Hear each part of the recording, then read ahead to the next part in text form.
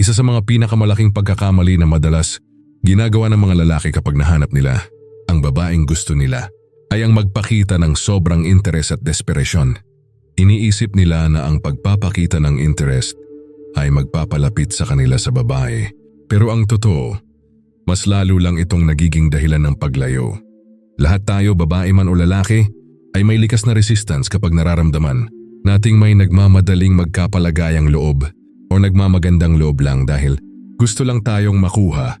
Kaya kung gusto mong maging mas malakas ang dating mo at ma-attract siya nang hindi nagmumukhang needy o desperate, kailangan mong mag-control ng iyong interes. Ako nga pala si Zymer, ang iyong master sa larangan ng paraan para hindi ka mamanipula ng babae. Pero bago ang lahat, shoutout sa mga loyal kong subscribers. Kayo ang inspirasyon ko sa paggawa ng mga ganitong content.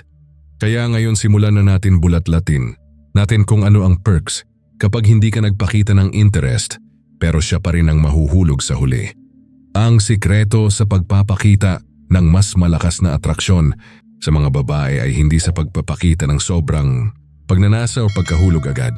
Kung ikaw ang tipo ng lalaki na laging nagpapakita ng interes at tila desperado na makuha ang babae, siguradong mapapansin niya ito at hindi siya magiging genuine sa kanyang nararamdaman.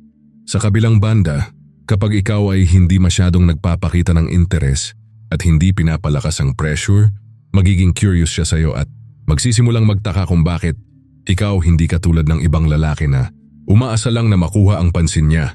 Ang hindi pagpapakita ng labis na interes ay hindi nangangahulugang hindi ka interesado sa kanya, kundi nangangahulugang ikaw ay isang lalaki na may self-control at independence. Ipinapakita nito na hindi mo kailangan ng validation mula sa kanya para masabing ikaw ay isang worthy individual. Itinuturo sa atin ng psychology na ang mystery at challenge ay nakakabighani sa isang tao. At ito ay isa sa mga dahilan kung bakit hindi mo kailangang magmukhang palaging nandyan lang at naghihintay ng atensyon. Bilang mga lalaki, madalas tayong naiisipan na mas maging open at transparent tungkol sa ating nararamdaman, pero ito ay isang mindset na hindi laging nakaka-benefit sa atin pagdating sa dating game. Laging tandaan ang babae ay gustong magpaka-curious. Ang hindi mo pagpapakita ng sobrang interes ay nagsisilbing isang puzzle sa kanilang isipan. At ang mga puzzles ay laging may satisfying reward kapag nahanap ang tamang sagot.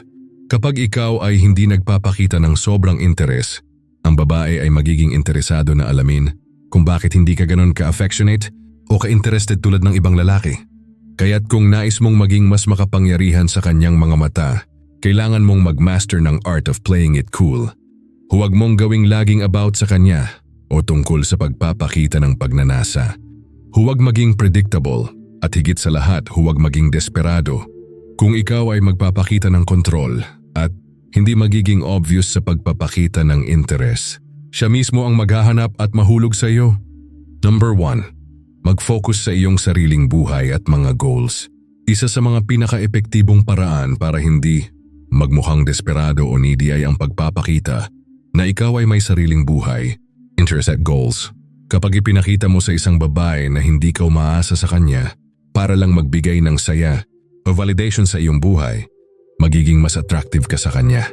Yung mga lalaki na may clear sense of direction at focus sa sarili, nilang buhay ay naturally magnetic dahil ipinapakita nila ang kanilang independence at self-worth. Sa kabilang banda, kung ang tanging bagay na iniisip mo ay ang babae, makikita niya ito at magiging turn-off para sa kanya. Gusto ng mga babae ang mga lalaki na may purpose at hindi umaasa lang sa kanila para magkaroon ng halaga. Kaya't sa halip na magpakita ng labis na interes, mas magandang ipakita mo sa kanya na ikaw ay may active na buhay at may mga bagay na mahalaga sa iyo. Hindi mo kailangang patunayan sa kanya na masaya ka or satisfied ka kahit wala siya. Ang iyong buhay at mga ambisyon ay may greater meaning at hindi nakasalalay lang sa kanya. Kapag ikaw ay may sarili mong focus, hindi mo kailangang magpakita ng sobrang interes. Hindi mo kailangang mag-pursue sa kanya ng walang tigil o magbigay ng special treatment. Yung mas natural na approach ay magpakita ng engagement sa iyong sariling buhay. Ituloy ang iyong career, hobbies, mga personal na proyekto at mga relasyon sa pamilya at mga kaibigan. Ipakita mo na hindi mo kailangan ng validation mula sa kanya para maging masaya at fulfilled. Kapag naramdaman niyang hindi siya ang sentro ng iyong mundo, magkakaroon siya ng curiosity at interest na mapansin ka. Sa mga simpleng bagay tulad ng pagiging busy at productive, nagpapakita ka na may sariling halaga ang iyong buhay at hindi mo kailangan ng ibang tao para makumpleto ang iyong pagkatao. Ito ang misteryo na magpapalapit sa kanya. Kung magpapakita ka na may self-sufficiency at hindi ka basta-basta, maapektuhan ng mga bagay na hindi mo kontrolado. Makikita niya na ikaw ay may confidence at strong character, dalawang bagay na malakas ang hatak sa mga babae. Huwag kang matakot na mag-focus sa iyong goals at passions. Sa halip na laging magbigay ng pansin sa kanya, maglaan ng oras para sa sarili mong growth. Gusto ng mga babae ang mga lalaki na may drive at dedication sa kanilang buhay, hindi ang mga lalaking umaasa sa kanila para maging masaya. Ang pagkakaroon ng sarili mong buhay ay isang bagay na nagpapakita ng maturity at nagpapakita na hindi mo kailangan ng babae para makaramdam ng kompletong kasiyahan. Number 2, iwasan ang pagpapakita ng over-attention. Isa sa mga pinakamalaking pagkakamali na madalas gawin nitong mga lalaki ay ang pagbigay ng sobrang atensyon sa babae, lalo na kung wala pa kayong solid na connection. Kung ang isang lalaki ay laging available at laging nagmamasid sa bawat galaw ng babae, malalaman niyang overbearing at needy ang dating. Kapag hindi mo pinipili ang mga moments kung kailan magbibigay ng atensyon, magiging predictable ka at mawalan ng misteryo sa kanya. Sa halip na laging magpakita ng atensyon, mag-focus sa pagiging busy at maglaan ng oras para sa sarili mong buhay at iba pang mga responsibilidad. Huwag gawing priority ang babae sa bawat pagkakataon, lalo na kapag hindi pa kayo sa ganong level. Hindi mo kailangang i-constantly message siya. Palaging mag-check kung anong ginagawa niya o maghintay ng pagkakataon na makausap siya. Ang sobrang pagpapakita ng interest at attention ay nagpapakita ng pagkawala ng self-worth at independence mo na talagang magiging dahilan ng paglayo ng babae. Kapag ikaw ay laging magbibigay ng atensyon, na parang ikaw ay laging naghihintay ng pagkakataon para magpakita ng interest, na mapapansin ito ng babae at magiging turn-off para sa kanya. Ang mga babae ay hindi na-attract sa mga lalaki na kailangan ng validation mula sa kanila para maramdaman nilang sila'y may halaga.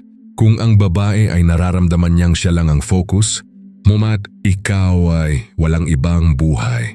Kundi siya, magkakaroon siya ng feeling na siya ang may power sa relationship at hindi na siya maghahanap ng mas genuine na connection. Sa halip, ang tamang strategy ay ipakita ang self-control at magbigay ng space.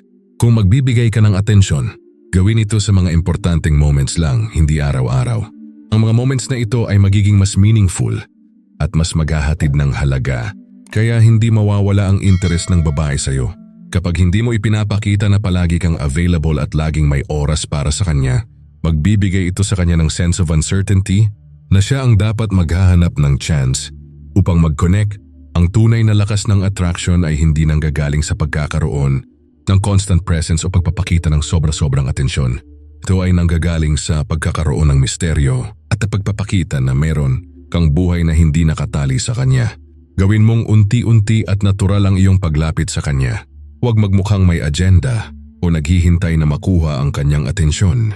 Ang mga lalaki na may emotional control ay kayang maghintay at magpakita ng atensyon sa tamang pagkakataon nang hindi magiging desperate. Kung nais mo na siya ang magpursige at maghahanap ng ways para makipag-communicate sa'yo, kailangan mong ipakita na hindi ka basta-basta magbibigay ng iyong atensyon ng walang dahilan. Sa ganitong paraan, hindi lang misteryo ang mararamdaman niya, kundi pati na rin ang attraction na hindi mo kailangang pilitin. Number 3, ipakita ang iyong strong boundaries at self-respect. Ang isang malaking bahagi ng pagiging isang emotionally strong at independent na lalaki ay ang pagpapakita ng strong boundaries at self-respect. Kapag ipinakita mo na meron kang mga boundaries na hindi basta-basta nalalabag, hindi mo kailangan ipakita ng sobrang interest sa babae at hindi mo kailangang mag-adjust sa bawat gusto niya para lang mapansin ka. Ang mga lalaki na may self-respect at mga standards ay mas attractive dahil ipinapakita nila na hindi sila basta-basta na lang papayag sa mga bagay na hindi aligned sa kanilang values at pananaw sa buhay. Ang isang lalaki na walang strong boundaries ay parang bukas na aklat na madaling basahin at manipulahin.